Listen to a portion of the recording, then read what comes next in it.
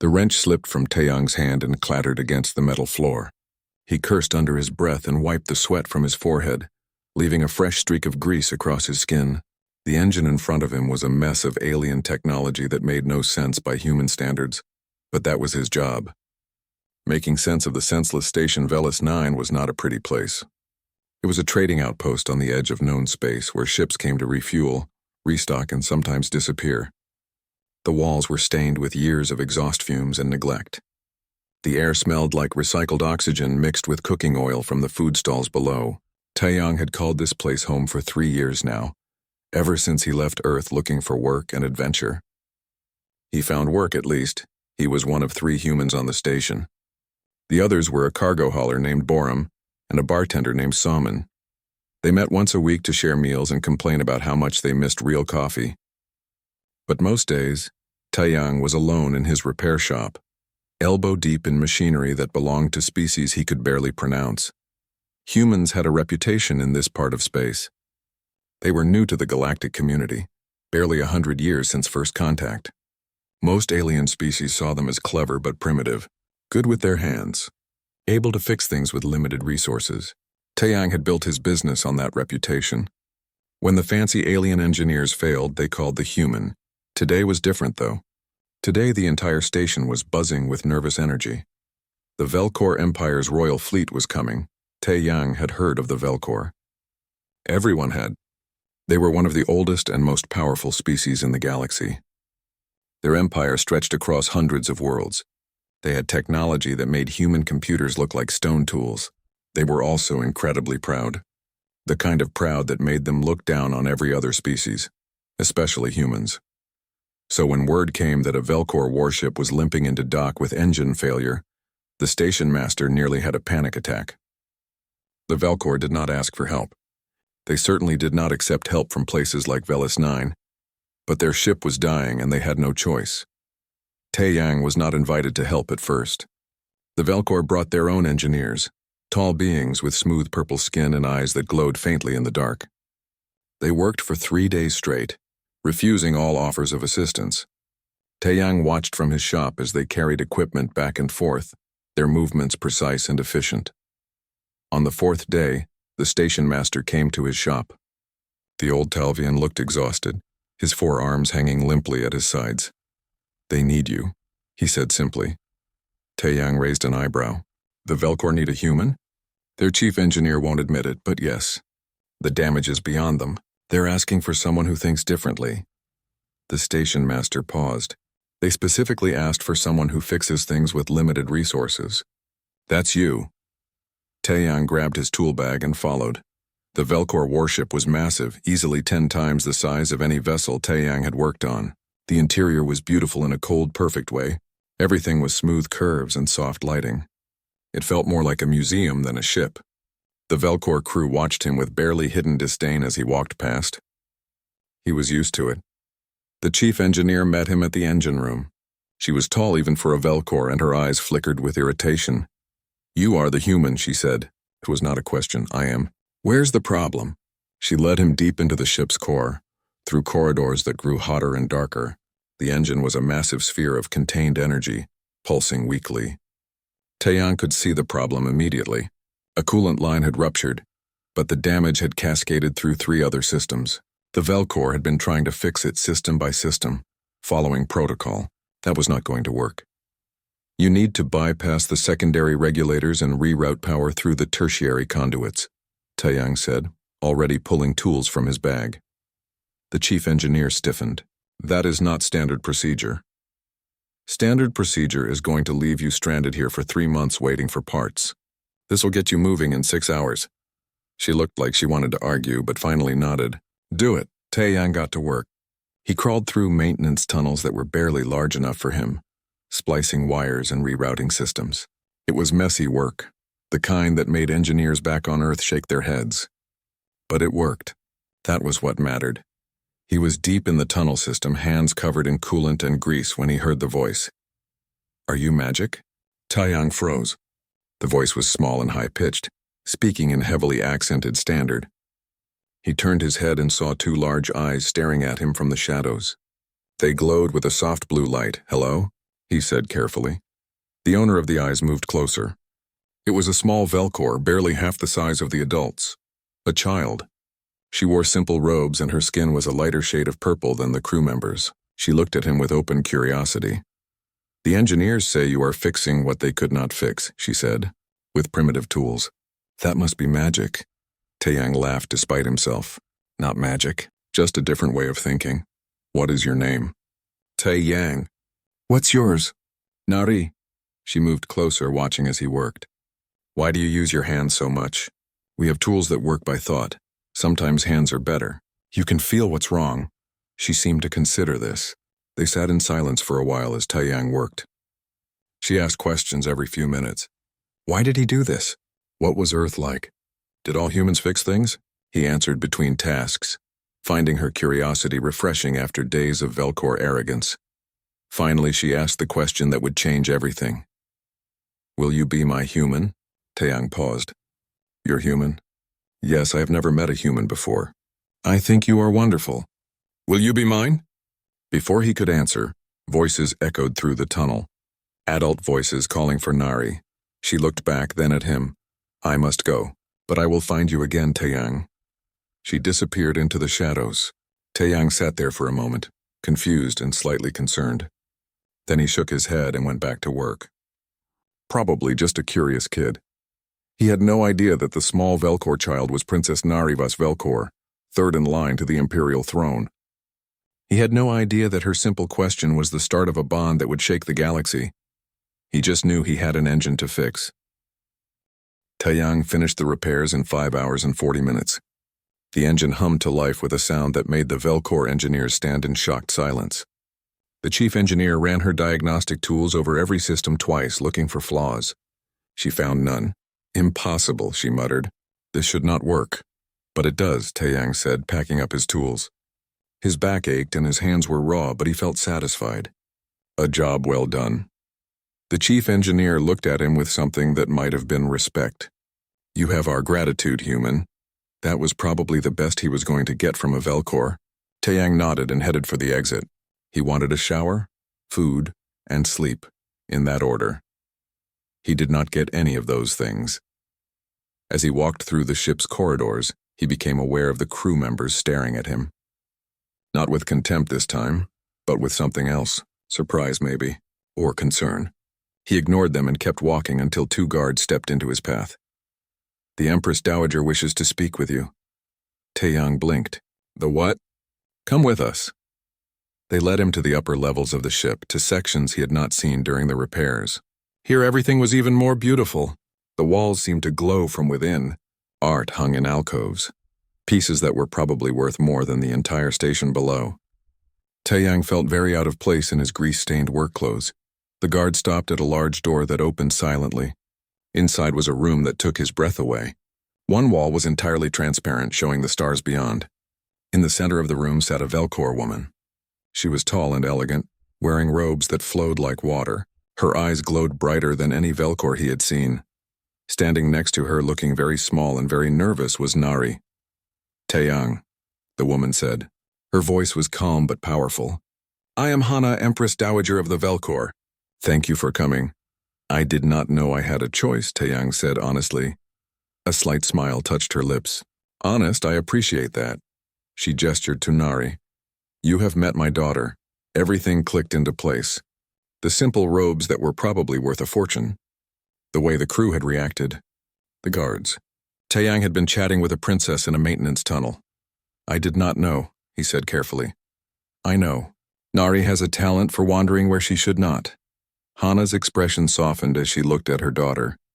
She has spoken of nothing but you since returning. She says you can fix anything. I just know engines, Your Majesty. More than that, I think. Hana stood and walked to the window, her hands clasped behind her back. Tell me, Taeyang, what do you know of Velcor bonding traditions? Nothing, honestly. In our culture, members of the royal family often bond with companion species. Guardians, we call them. They are friends, protectors, advisors. The bond is sacred and lasts for life. She turned to face him. Nari has chosen you. Taeyang looked at the small girl. She was staring at him with hopeful eyes. I'm sorry, but I don't understand. She just met me. Sometimes that is all it takes. Hana's voice grew quieter. My daughter has been through terrible pain.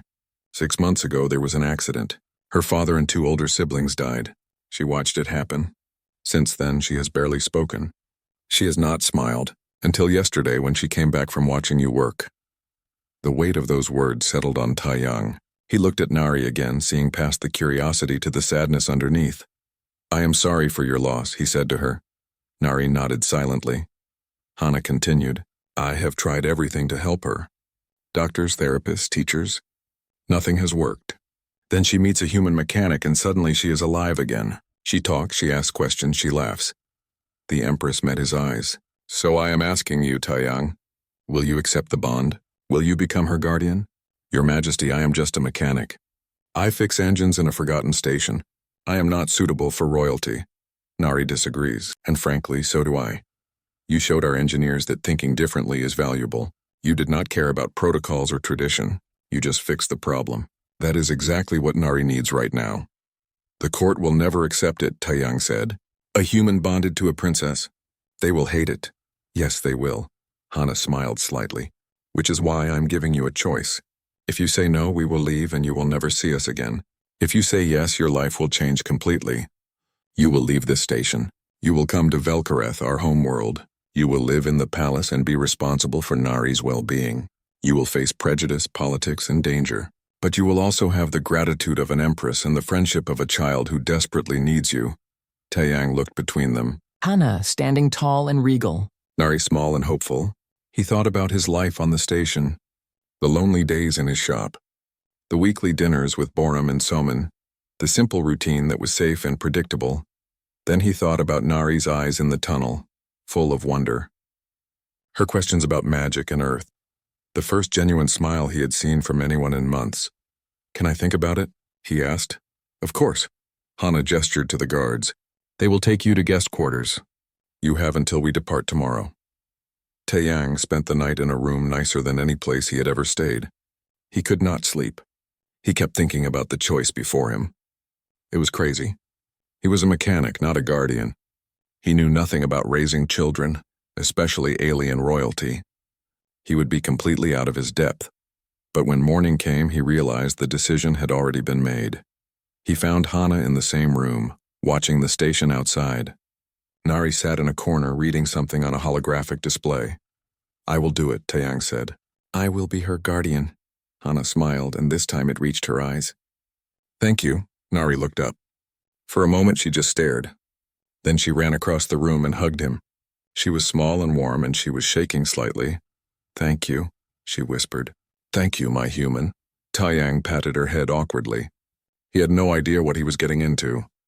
But looking down at the small alien child clinging to him, he knew it was the right choice. 3 hours later, he said goodbye to Borum and Soman. They thought he was insane but wished him luck anyway. He packed his few belongings into a bag and left his shop behind. The station master gave him a small device that would let him send messages back home. As the Velkor warship prepared to leave, Taiyang stood on the bridge next to Nari. She held his hand tightly, pointing out constellations and naming them in her language. He did not understand most of what she said, but he listened anyway. Hana watched them from her command chair, and for the first time in months she felt hope. The ship jumped to faster-than-light travel, and Station Velis 9 disappeared behind them. Taiyang's old life was gone. His new one was about to begin. He just hoped he would survive it. The first time Taiyang saw Velkareth, he understood why the Velkor thought they were superior to everyone else. The planet was stunning. Cities of crystal and light spread across the surface like jewels. Towers reached so high they disappeared into the clouds. Everything seemed to glow with soft colors that shifted as the ships approached. It looked like something from a dream. The palace was even more impressive. It sat atop a mountain that overlooked the capital city. The building was ancient, carved from a single piece of white stone that had veins of gold running through it. Gardens surrounded it on all sides, full of plants that Taiyang had never seen before. Some of the flowers floated in the air, held up by some technology he could not begin to understand. Beautiful, yes? Nari said, watching his face. Very beautiful, Taiyang agreed. This will be your home now. Home. The word felt strange. This place was as far from home as possible. The ship landed on a platform near the palace. As they disembarked, Taeyang saw dozens of Velcor waiting. They wore elaborate robes in different colors, probably indicating rank or house or something political. Their faces were carefully neutral, but their eyes told a different story. They were shocked. Some looked angry. A few looked disgusted. Hana walked ahead with Nari at her side. Taeyang followed behind, feeling very aware of his simple clothes and worn bag. An official stepped forward and bowed to Hana. "Welcome home, Your Majesty. The court has assembled as requested." "Thank you, Kyung. Please have rooms prepared for Guardian Taeyang." The word guardian made several courtiers shift uncomfortably. Kyung's eyes flickered to Taeyang, then back to Hana. "Of course, Your Majesty. However, there are concerns about the appropriateness of housing in the royal wing. He will stay near Nari's quarters. Make it happen." Kyung bowed again, but Taeyang caught the flash of annoyance in his eyes. This was going to be difficult. Over the next few days, Taeyang began to understand just how difficult. The palace was a maze of corridors, courtyards, and halls. Every room seemed to have some historical significance. Servants appeared and disappeared silently. There were rules for everything: how to address different ranks, when to bow and how deeply, which corridors were for which classes of people, what colors meant what status. Taeyang tried to learn, but it was overwhelming. He kept making mistakes, using the wrong door, speaking to someone without proper introduction, wearing clothes that were apparently offensive to some minor house. Every mistake was noted and whispered about. The worst part was the servants. Hana had assigned him 3 personal attendants. They appeared every morning to help him dress, prepare his meals, and organize his day. Taeyang hated it. He was a mechanic. He dressed himself. He made his own food. He did not need help, but refusing the servants was apparently an insult to Hana, so he endured it. The only bright spot was Nari. She visited him every day, full of questions and energy. He told her stories about Earth, about cities made of steel and glass, about oceans that covered most of the planet, about the moon landing and the first colony ships. She listened to everything with wide eyes, asking for more details. In return, she taught him about Velcor. Their history stretched back thousands of years. They had explored space when humans were still learning to farm. They had built empires and fought wars across the stars. Their technology was advanced beyond anything Taeyang had seen. "But you still could not fix your own ship," Taeyang said once. Nari laughed. "We follow the old ways too much. Father used to say that tradition was both our strength and our weakness." She rarely mentioned her father or siblings. When she did, her voice grew quiet and her eyes dimmed. Taeyang learned to change the subject quickly, steering her toward happier topics. 3 weeks after his arrival, Taeyang was summoned to a court gathering. He had been avoiding them, but Hana insisted this time. It was important, she said. The throne room was massive. Hundreds of Velcor nobles stood in careful formations, their robes creating a rainbow of colors. At the far end, Hana sat on a throne of carved crystal. Nari stood beside her in formal robes that made her look even smaller. Taeyang entered and felt every eye turned to him. The whispers started immediately. He ignored them and walked forward, trying to remember the proper way to bow. He managed it without falling over, which felt like a victory. Hana spoke, her voice carrying through the hall. "We gather today to formally recognize the bond between Princess Nari and her chosen guardian, Taeyang of Earth. Let it be known that he stands under our protection and carries our authority in matters concerning the princess." More whispers, some bows of acknowledgement. Many dark looks, then one noble stepped forward. He was tall even for a Velcor, with dark purple skin and eyes that burned with intensity. His robes were deep red, marked with silver symbols. "Your Majesty, I must speak." Hana's expression did not change. "Lord Jeho, we recognize you. Forgive my boldness, but this matter troubles the court greatly. The princess is third in line to the throne. Her guardian should be someone of proven worth, of noble blood, of our own kind, not a human who fixes machines for coin." The hall went quiet. Taeyang felt his jaw tighten. He had expected this, but it still stung. "Are you questioning our judgment?" Hana's voice was cold. "I am questioning the wisdom of elevating a lesser species to such a position. The human may be clever, but he knows nothing of our ways. He is a mechanic, not a guardian. He does not belong here." Several nobles nodded in agreement. Taeyang noticed others watching carefully. waiting to see which way the wind blew. Before Hana could respond, Nari spoke up. Her voice was small but clear. Taeyang is my friend. He makes me happy. Is that not worth something? Jeho looked at her with something like pity. Your Highness, happiness is not enough. A guardian must be capable of protecting you, guiding you, preparing you for leadership. What can a human teach you that our finest tutors cannot? Nari looked at Taeyang. He saw the question in her eyes. What could he say? That he fixed engines? That he knew how to survive on a forgotten station? That he could tell stories about a world these people had never seen? Taeyang stepped forward, breaking protocol. Lord Jeho, you are right. I am just a mechanic. I cannot teach the princess about Velcor history or politics or tradition. Others are better at that.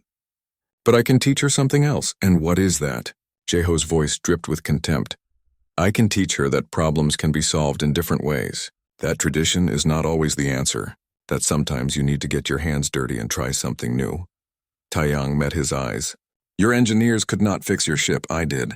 Not because I am better, but because I thought differently. Maybe that is exactly what she needs to learn. The hall was silent. Jeho stared at him, his expression unreadable. Then he smiled, but it did not reach his eyes. Brave words, human. But words are easy. Proving your worth will be much harder. He bowed to Hana. With your permission, Your Majesty, I would like to propose a test. Taeyang felt his stomach drop. This was not going to be good. Hana looked at Jeho for a long moment. Taeyang could see the calculation in her eyes. She knew this was a trap, but refusing would look like weakness. What test do you propose?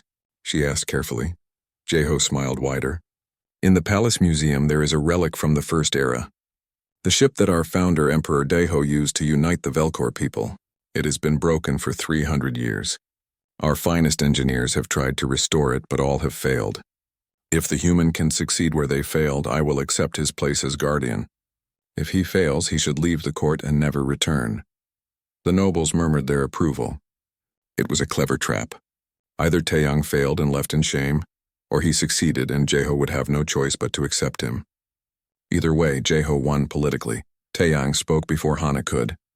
I accept. Nari grabbed his hand. Taeyang, no. It is not fair. 300 years of failures? It is okay, he said quietly. I am good at fixing broken things. Hana looked unhappy but nodded. You will have 1 week. Whatever resources you need will be provided. I work alone, Taeyang said, and I will need access to your technical archives. Granted. Lord Jeho, are these terms acceptable? Jeho bowed. Perfectly acceptable, Your Majesty. The gathering ended shortly after.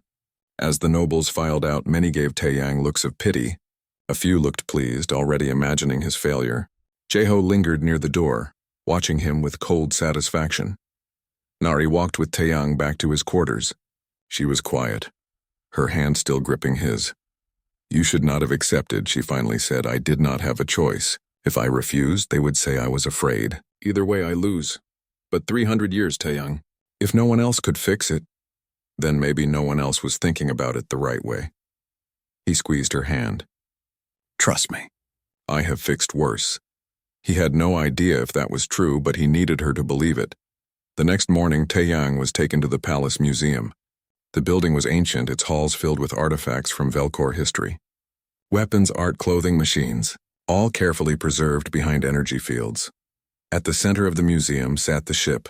It was smaller than Taeyang expected, maybe the size of a large shuttle. The hull was dark metal, covered in symbols he could not read. Parts of it were clearly missing. Other parts looked melted or torn. It had not just broken down, it had been destroyed. A museum curator stood nearby, an elderly Velcor named Minji. She looked at the ship with sadness. Beautiful, was it not? In its time, this ship was a miracle. Emperor Deho flew it across Velcoreth, showing our people that the stars were within reach. It inspired a generation. What happened to it? Taeyang asked. Sabotage.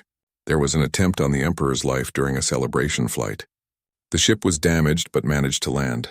Deho survived, but the ship never flew again. We have tried to restore it many times, but the damage is too extensive. Parts are missing. The original designs are lost, and our modern technology does not interface well with the old systems. Taeyang walked around the ship, studying it from every angle. He pulled out a small scanner from his tool bag and started taking readings. Minji watched him curiously. "You may access the archives from that terminal," she said, pointing to a console nearby. "All our previous attempts are documented." "Thank you." Taeyang spent the first 3 days just reading. He studied every attempt to repair the ship. He read about the original technology. He compared it to modern Velcor systems. He took notes and made diagrams. What he found was depressing. The Velcor engineers had been trying to restore the ship to its original specifications. Every attempt focused on finding authentic parts or recreating the original systems. When that failed, they gave up. No one had considered just making it work with what was available. On the 4th day, Taeyang started taking the ship apart. Minji looked horrified. "What are you doing?" "You are destroying it." "I am understanding it," Taeyang said, carefully removing a panel. "You cannot fix something if you do not know how it works." He worked through the night, spreading parts across the museum floor. Minji eventually left him alone, muttering about human madness. But Taeyang was in his element now. This was what he did. Strip it down. Understand the problem. Rebuild it better, and there was a problem. A big one. The sabotage 300 years ago had not just damaged the ship. It had introduced a fatal flaw into the design. A weakness in the power distribution system that would cause catastrophic failure under stress. The original engineers had built around it, but the flaw remained. Worse, Taeyang recognized the flaw. He had seen it before. In the warship he had repaired at Station Velis 9. The same weakness, the same design, just hidden better. Someone had been building this flaw into Velcor ships for centuries. Taeyang stopped working and sat down hard. This was bigger than a museum piece. This was a threat to the entire Velcor fleet. He needed to tell someone, but who? He did not know who to trust. He decided to focus on the ship first. Prove his worth, then bring up the flaw. Taeyang spent the next 2 days integrating hybrid technology.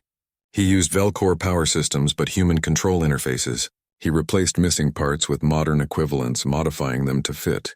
He bypassed the flaw entirely with a new power routing system. The Velcor engineers would hate it. It was not authentic. It was not traditional. It was a mess of different technologies held together with clever programming and adaptive circuits. But it would work.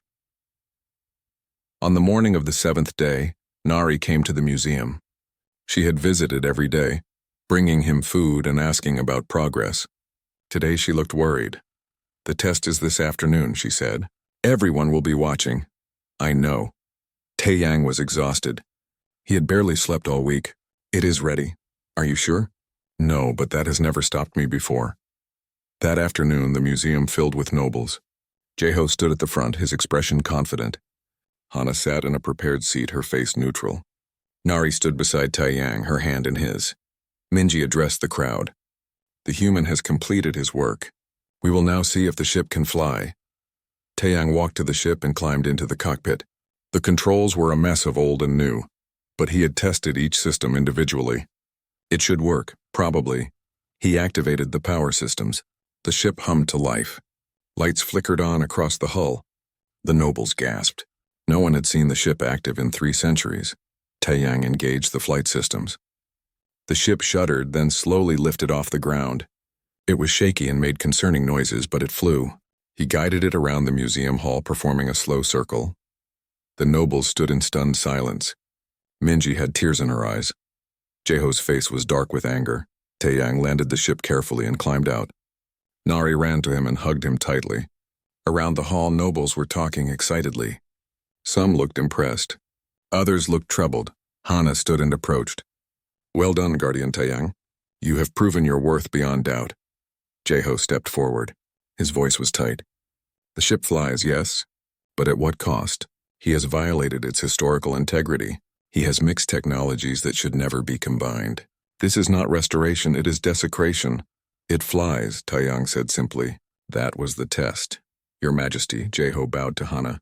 "I accept the result, but I maintain that this human does not understand our ways."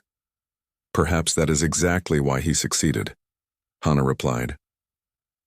Jaeho left without another word, but Taeyang saw the hatred in his eyes. He had made a powerful enemy. Later in private, Taeyang told Hana about the flaw he had discovered. Her expression grew grave. "You are certain?" she asked. Yes, and it is not just in this ship. I saw it in the warship too. Someone has been building weaknesses into your fleet for a very long time. Hana was quiet for a moment. Then she looked at him with new respect. You may have just saved the Empire, Taeyang. We need to investigate this immediately. Be careful who you trust, he warned. I will. And Taeyang? Thank you for everything. That night Nari visited his quarters. She was smiling wider than he had ever seen.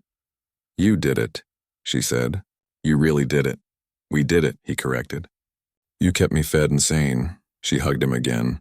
I knew you were magic, Taeyang laughed. For the first time since arriving on Velkoreth, he felt like he might actually survive this. Hana moved quickly. Within 2 days, she had assembled a small team to investigate the design flaw Taeyang had discovered. She kept the group small and secret. Only people she absolutely trusted. That list turned out to be very short. There was Kyung, her chief advisor. Minji, the museum curator who had helped Taeyang. Commander Sujin, head of the palace guard. And Admiral Minho, her military advisor and oldest friend. Taeyang was included as well since he understood the technical details. They met in Hana's private chambers away from the court. Taeyang explained what he had found, using diagrams and data pulled from both ships. The flaw is subtle, he said, pointing to his notes. Under normal conditions, it does nothing. But if the ship takes damage in combat or pushes the engines beyond 80%, the power distribution becomes unstable. It could cause explosions, system failures, or worse. How many ships have this flaw? Commander Sujin asked. She was a stern woman with scars across her face from old battles. I do not know. I have only examined 2 ships. But if the design has been standard for centuries... Taeyang trailed off. Then most of our fleet could be compromised. Admiral Minho finished. He was older than the others. His skin faded to a light purple with age. He looked tired. This is a disaster. We need to examine more ships, Hana said. Quietly. If word gets out, it could cause panic, or alert whoever has been doing this. You think someone did this deliberately? Kyung asked. 300 years of the same flaw? Taeyang shook his head. That is not an accident. Someone has been hiding this in the design specifications. Every engineer who built ships followed the plans without question. Who would do such a thing? Minji looked horrified. To sabotage our own fleet? Someone planning a coup, Hana said quietly. Someone who wants the fleet weak when they make their move. The room fell silent. The implications were terrifying. Over the next week, they quietly examined 5 more ships. All of them had the flaw. Taeyang worked with Sujin's most trusted engineers to confirm the findings. The evidence was undeniable. Someone had been preparing to cripple the Velkor military for centuries. Hana called another meeting. This time she looked even more worried. I have been reviewing the design archives. The flaw was introduced during the reign of my grandfather, Emperor Daijong. The lead engineer on the project was Master Builder Hyunwoo. I remember him, Minho said. He died 30 years ago. Natural causes. Yes, but he had apprentices, students who learned from him and became master builders themselves. They continued his work, never questioning the designs. Hana pulled up a list of names. 3 of them are still alive and active. One of them must know something. Taeyang studied the list. Can we question them? Carefully. If they are involved, we cannot alert them. Hana looked at Kyung. Arrange private meetings. Tell them I want to discuss new ship designs. Nothing that will raise suspicion. The meetings were scheduled over the next 3 days. Taeyang attended all of them, pretending to be interested in learning about Velkor engineering. He watched and listened carefully. The first 2 engineers seemed genuinely ignorant. They talked enthusiastically about ship designs, never hinting at any knowledge of sabotage. But the 3rd engineer, an old Velkor named Yoonji, was different. She was nervous. She kept glancing at the door. When Taeyang asked about power distribution systems, she became evasive. Those designs are old, she said. Many better systems now. But the old ones are still in use, Taeyang pressed. Why not update them? Tradition. The military prefers proven designs. Even if they have flaws? Yoonji went very still. What flaws? Taeyang described the power distribution issue in general terms. Yoonji's face went pale. She stood up quickly. I must go. Urgent matter to attend to. She left before anyone could stop her. Hana and Taeyang exchanged looks. She knows, Taeyang said. Sujin, have her followed, Hana ordered. Commander Sujin left immediately. The others waited in tense silence. An hour later, Sujin returned with grim news. Yunji went straight to Admiral Minho's estate. She was there for 20 minutes, then left for the spaceport. My people detained her before she could board a ship. Everyone turned to look at Minho. The old admiral sat very still, his expression unreadable. I can explain, he said quietly. I certainly hope so, Hana said, her voice cold. Minho stood and walked to the window. For a long moment he just stared out at the city below. When he spoke, his voice was heavy with regret. 30 years ago, I discovered the flaw by accident. A ship I was commanding took heavy damage in a border skirmish. The power systems failed in ways that should not have been possible. I investigated and found the design weakness. And you did nothing? Hana's voice was sharp. I reported it to Emperor Daejung, your father. He ordered the investigation classified. He was concerned about panic, about looking weak to our enemies. He said we would fix it quietly over time, replacing ships gradually. Minho turned to face them, but then he died. And in the chaos of succession, the matter was forgotten. Or so I thought. You thought? Kyung said. What does that mean? It means I learned later that some people did not forget. Some people saw an opportunity. Minho's eyes settled on Hana. I am sorry, Your Majesty. I should have told you sooner. But I was afraid. Afraid of what it would mean. Afraid of who was involved. Who? Hana demanded. Before Minho could answer, alarms blared through the palace. Sujin grabbed her communication device and listened, her face going dark. We are under attack, she said. The palace guard is engaging hostile forces in the East Wing. Someone is trying to reach the throne room. How is that possible? Kyung looked shocked. Security here is absolute. Unless someone with access helped them, Taeyang said, looking at Minho. The old admiral shook his head. Not me, but yes, someone on the inside. Someone who knew we were getting close to the truth. Jae-ho, Hana said suddenly. It has been him all along. Lord Jae-ho is many things, but he is not working alone, Minho said. He is the military arm of a larger conspiracy. There are nobles, merchants, even other military officers involved. They have been planning this for years. An explosion rocked the palace. Dust fell from the ceiling. Sujin was barking orders into her device. We need to evacuate Your Majesty, she said. Get you and the princess to safety. Where is Nari? Taeyang asked, sudden panic in his voice. In her quarters, Hana said, with her guards. Those guards might be compromised, Taeyang said, already running for the door. I need to get to her. Taeyang, wait, Hana called, but he was already gone, sprinting through the corridors. His heart pounded. Nari was in danger. Nothing else mattered. He reached her quarters and found the door open. Bad sign. Inside, 2 guards lay unconscious. Nari was gone. Taeyang cursed and looked around frantically. There on the floor, a piece of torn fabric, Nari's sleeve, and drops of glowing blue blood leading toward the service passages. She was hurt, and someone had taken her. Taeyang grabbed a fallen guard's weapon, an energy pistol that he barely knew how to use. He followed the blood trail into the service passages, the narrow maintenance corridors that ran through the palace. The passages were dark and empty. Taeyang moved quickly, following the trail. His mind raced. Who took her? Where were they going? And more importantly, was she alive? He heard voices ahead, rough, speaking in hushed tones. Taeyang slowed down and approached carefully. Around a corner, he saw 3 figures in dark armor. Between them, Nari was being dragged along. She was conscious but bleeding from a cut on her arm. Taeyang did not think. He raised the weapon and fired. The shot went wide, hitting the wall in a spray of sparks. But it got their attention. The armored figures turned, raising their own weapons. Taeyang dove behind a support beam as energy blasts tore through the space where he had been standing. Stay down, human, one of them called. This does not concern you. The child concerns me, Taeyang shouted back. Let her go. Cannot do that. She is our leverage. Now surrender or die.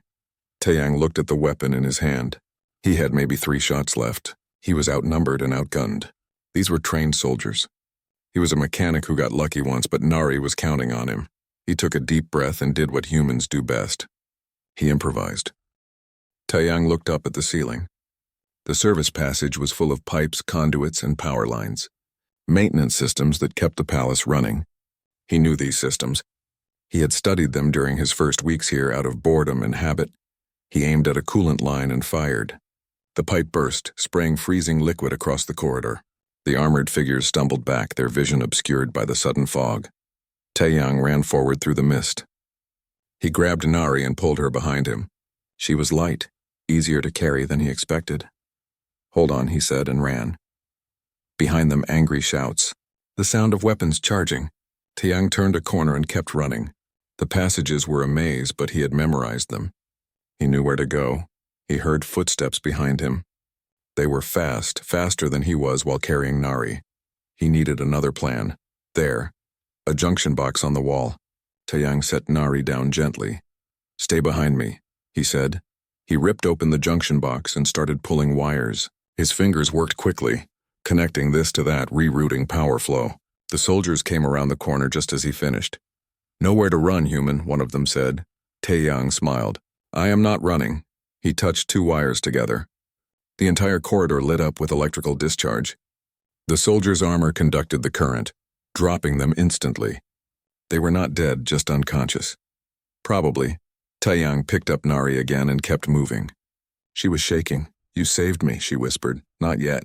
We need to get somewhere safe," but where was safe? The palace was under attack. The guards might be compromised. He needed to get off-world, but how? Then he remembered. The museum. The ancient ship. It flew, barely, but it would get them away from here. He changed direction, heading toward the museum. Behind him, he heard more voices. More soldiers. They were organizing a search. The museum was empty when they arrived. Taeyang ran to the ship and climbed into the cockpit, pulling Nari in beside him. His hands moved over the controls.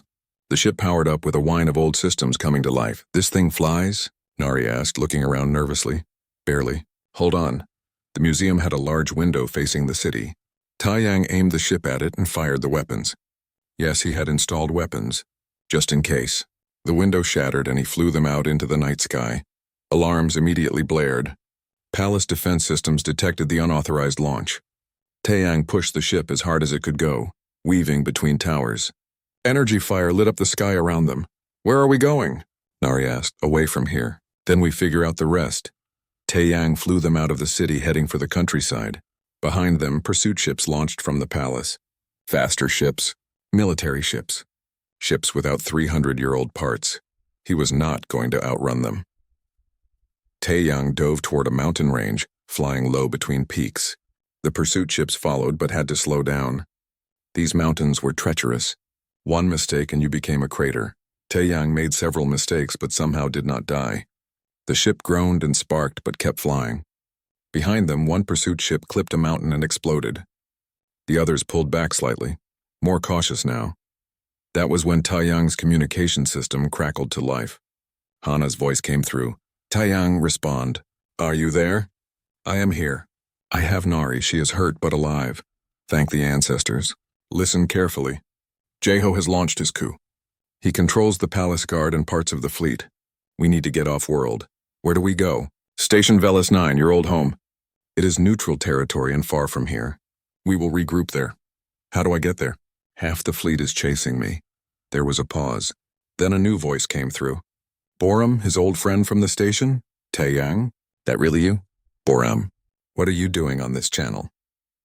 "Your empress called every human she could find. We are coming to help. All of us, all of you? There are like 20 humans in this sector. 23, actually. And we are bringing friends. You humans are popular with the smugglers and traders. Word got out that one of our own is in trouble. People are mobilizing." Taeyang felt a surge of hope. "How soon?" "We are 3 hours out." "Can you survive that long?" Taeyang looked at his fuel gauge. Almost empty. The ship was falling apart around him. Pursuit ships were still on his tail. "Probably not," he said honestly. "Then we better hurry." Bore him out. The next 3 hours were the longest of Taeyang's life. He flew from mountain range to forest to desert, always moving, never stopping. The pursuit ship stayed with him. His fuel ran out and he switched to backup power. That ran out and he started cannibalizing other systems to keep flying. Nari huddled in the co-pilot seat, holding her injured arm. Taeyang had wrapped it in torn cloth, but it still bled slowly. "I am sorry," she said quietly. "For what?" "For bringing you into this. You should have stayed at your station." Fixed engines. Been safe. Taeyang laughed, a little crazy from exhaustion and fear. Safe is boring. This is much more interesting. We might die, probably, but we are not dead yet. The ship's sensors detected multiple contacts ahead. Lots of them. Taeyang's heart sank until he saw the signatures. Mixed vessels, human freighters, smuggler ships, even some alien traders flying under neutral flags, and they were all heading toward him. Borum's voice came through again. Hello, cavalry arriving. You got coordinates? Taeyang sent them. The mixed fleet spread out, forming a protective screen between him and the pursuit ships. The Velcor military ship slowed, confused by this new development. Attention Velcor vessels, Borum broadcast. This is the Free Trader Alliance. You are pursuing a protected ship. Back off or we will consider it an act of aggression. This is an internal Velcor matter, one of the pursuit ships replied.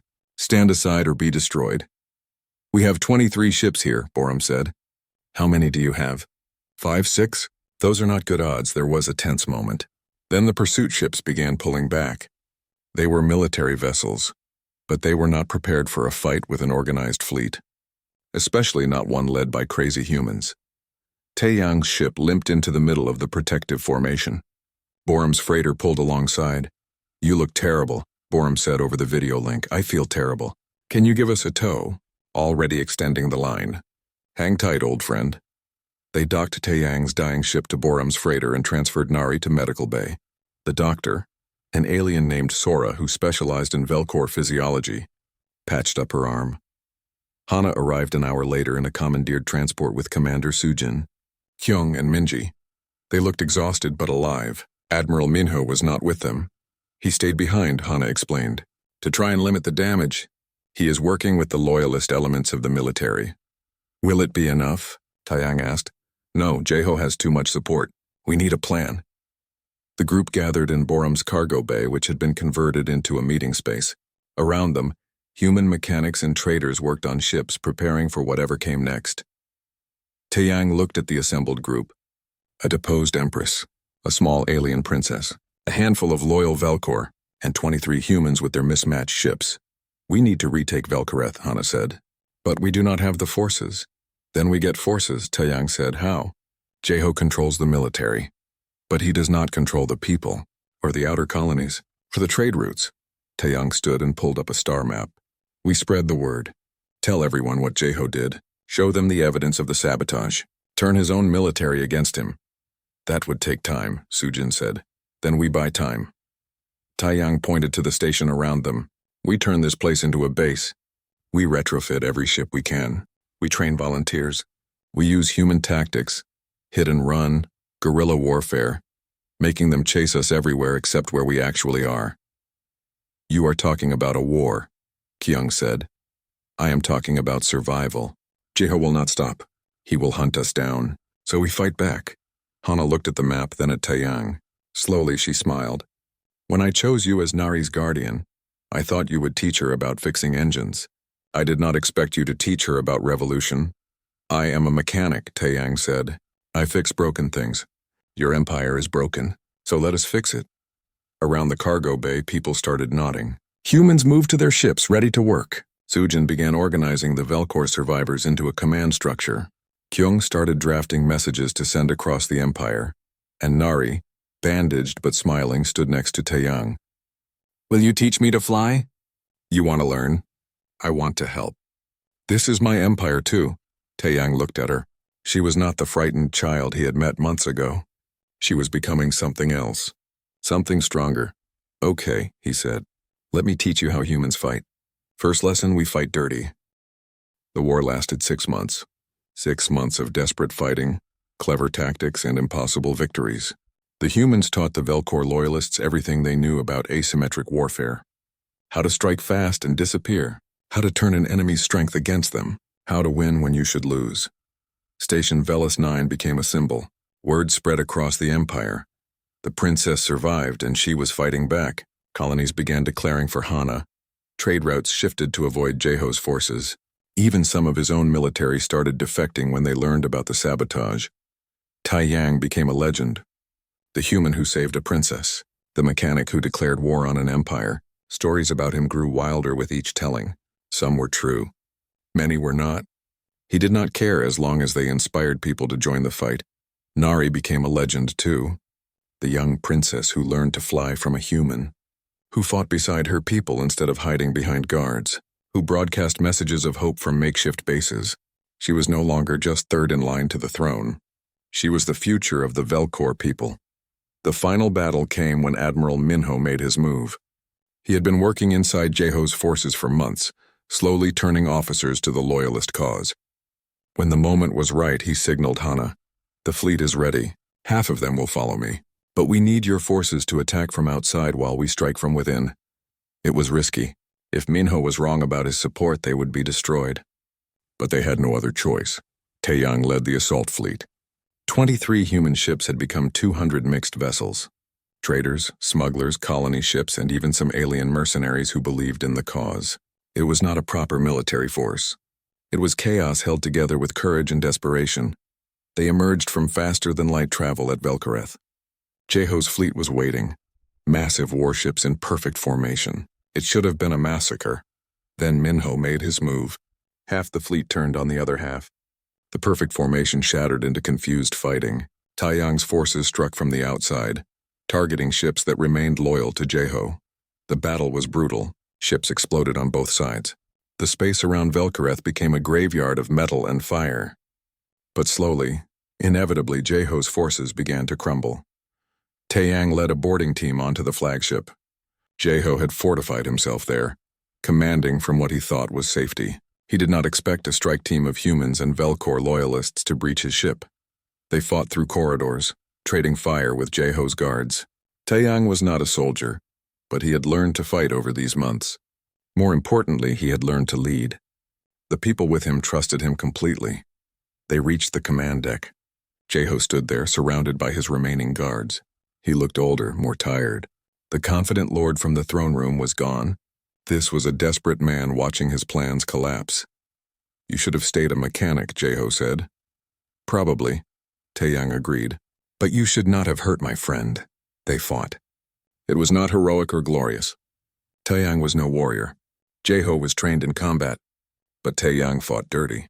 He used improvised weapons. He took advantage of the environment. He did whatever it took to survive. In the end, Taeyang was losing. Jeho had him pinned, a blade at his throat. The Lord's eyes burned with hatred. "Any last words, human?" "Yeah, duck." Energy fire hit Jeho from the side. He fell, his weapon clattering away. Nari stood in the doorway, holding a weapon that was almost too big for her. Her hands shook, but her eyes were steady. "You hurt my friend," she said quietly. Jeho tried to stand, but Sujin's soldiers surrounded him. It was over. The battle ended an hour later. Jeho's remaining forces surrendered when they learned their commander was captured. The empire was in chaos, but it was free chaos, not the controlled tyranny Jeho had planned. Hana returned to Velkareth 3 days later. The palace was damaged but still standing. The throne room had been scarred by fighting, but it was hers again. The coronation was not grand. There was too much work to do for grand ceremonies. But Hana stood before her people and made promises. To rebuild, to reform, to learn from their mistakes, and she made one more promise. Humans will be recognized as valued partners of the Velcor Empire. Their courage saved us. Their ingenuity showed us new paths. We will never forget the debt we owe them. In the crowd, Taeyang stood with Boram and Somin and the other humans who had fought. They looked uncomfortable with the attention but proud of what they had accomplished. Nari found him after the ceremony. Her arm was healed, just a thin scar remaining. She looked different. Older somehow, though only months had passed. "What will you do now?" she asked. "I do not know. Fix engines, probably. That is what I am good at." "You are good at many things. You prove that," she paused. "Mother wants you to stay. As my guardian still, as an advisor to the court. I am not a courtier, Nari, I am a mechanic. I know.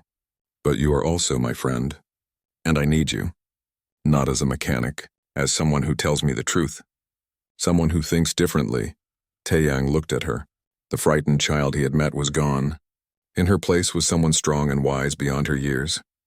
But she still had that same look in her eyes, that same hope. "Okay," he said. "I will stay. But I get to keep my shop, and I still wear my jacket." She hugged him. "Deal." The years that followed were not easy. Rebuilding an empire never is. There were trials and investigations. The conspirators were exposed and punished. The fleet was repaired with new designs free from sabotage. Reform swept through the government. Taeyang became an official advisor to the throne. He hated the politics but loved the work. Fixing problems, whether mechanical or social, was what he did best. Other humans joined him, forming an engineering corps that became legendary across the empire. Nari grew into her role as heir.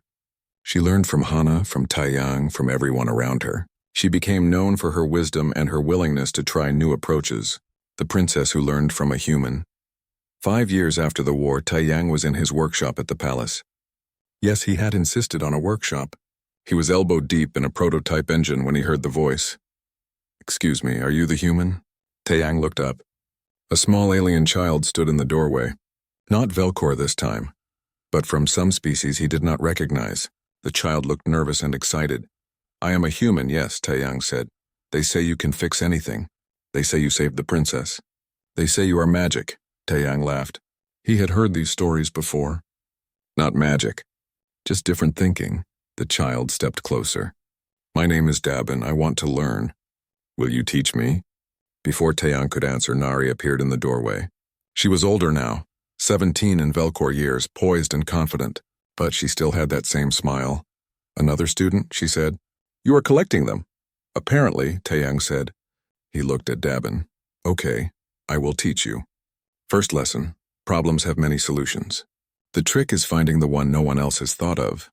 Dabin nodded eagerly and moved to watch him work. Nari leaned against the doorway, watching them both.